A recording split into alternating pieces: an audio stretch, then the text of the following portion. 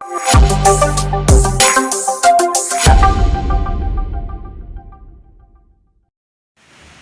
Mass മോട്ടോഴ്സിൽ നിന്നാണ്. Honda deo വണ്ടി, BS6 model വണ്ടിയാണ്. നമ്മൾ ജനറൽ സർവീസായിട്ട് നമ്മൾ കയറ്റിയിട്ടുണ്ട്. ജനറൽ സർവീസും ഓയിൽ ചേഞ്ച്, വാട്ടർ സർവീസ്, അതേപോലെ തന്നെ ഫ്രണ്ട് ഭാഗത്തുനിന്ന് ഒരു കുടുക്കമുള്ളതായിട്ടാണ് പറഞ്ഞതാണ്. വണ്ടി അത്രയാണ് ജോബ് കാർഡിൽ കംപ്ലയിൻ്റ് ആയിട്ട് ചെയ്യേണ്ട വർക്കായിട്ട് രേഖപ്പെടുത്തിയാണ്. അപ്പോൾ നമ്മൾ സർവീസുമായി ബന്ധപ്പെട്ട് വർക്കിന് കയറ്റിയിട്ടുണ്ട്.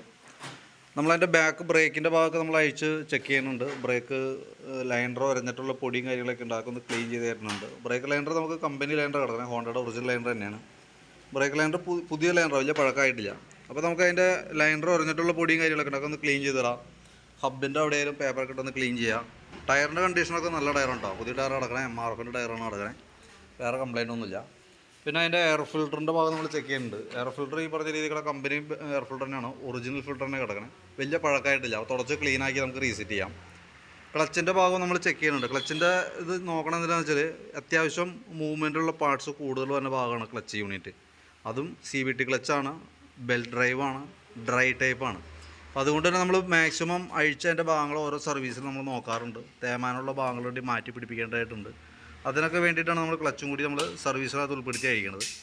Variator body, boss drive, roller അതൊക്കെ നോക്കുമ്പോൾ നോർമൽ സാധാരണ രീതിയിലുള്ള തേമാനമുള്ളൂ. ക്ലച്ച് വെയിറ്റ് സെറ്റ് അടങ്ങുന്ന യൂണിറ്റാണത്. അതിൻ്റെ പെർഫോമൻസും നമ്മൾ ചെക്ക് ചെയ്യുമ്പോൾ ഓക്കെയാണ്, വേറെ പ്രോബ്ലം ഒന്നുമില്ല. ക്ലച്ച് ഔട്ടർ യൂണിറ്റും വേറെ പ്രോബ്ലം ഒന്നുമില്ല, ക്ലീൻ ചെയ്ത് കയറ്റിയാൽ മതി. ബെൽറ്റ് കമ്പനി ബെൽറ്റാണ് കിടക്കണേ, നിലവിൽ വേറെ ഡാമേജോ കാര്യങ്ങളൊന്നുമില്ല. പവർ ലിങ്കിൻ്റെ ബെൽറ്റാണ്, നല്ല ലൈഫ് കിട്ടുന്ന ബെൽറ്റാണ്, വേറെ കുഴപ്പമൊന്നുമില്ല. അത് വണ്ടി വന്നപ്പോൾ ഉള്ള ബെൽറ്റ് തന്നെയാണ് കേട്ടോ.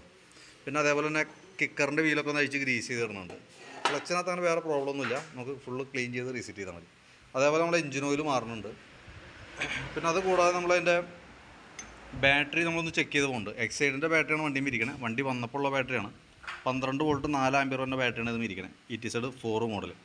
നമുക്കതിൻ്റെ വോൾട്ട് ചെക്ക് ചെയ്യുമ്പോൾ 12.74 വോൾട്ട് കാണിക്കുന്നുണ്ട്. ബാറ്ററി ഞാനൊന്ന് ടെസ്റ്റിലേക്ക് കൊടുത്തിട്ടുണ്ട്. ബാറ്ററിയുടെ കറക്റ്റ് സ്റ്റാറ്റസിനകത്ത് കാണിക്കും. നിലവിൽ ഓക്കെയാണ്, ഇപ്പോൾ നിലവിൽ വേറെ പ്രോബ്ലം ഒന്നുമില്ല ബാറ്ററിക്ക്.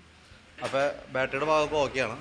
പിന്നെ അതുകൂടാണ്ട് നമ്മൾ ഫ്രണ്ട് ഭാഗത്തേക്ക് വരുമ്പോഴത്തേക്കും വീല്, ബ്രേക്ക് ക്യാം, ബ്രേക്കിൻ്റെ കേബിളുകൾ, സ്പീഡോമീറ്ററിൻ്റെ കേബിൾ, ഇതൊക്കെ നമ്മൾ ചെക്ക് ചെയ്യാനും അഴിച്ച് ക്ലീൻ ചെയ്യാനൊക്കെ ആയിട്ട് നമ്മൾ അഴിക്കുന്നുണ്ട്. ഇപ്പോൾ ബാക്ക് വീൽ അഴിച്ചെടുത്തതാണ്, അതിന് ശേഷം നമ്മൾ ഫ്രണ്ടും കൂടി അഴിക്കും.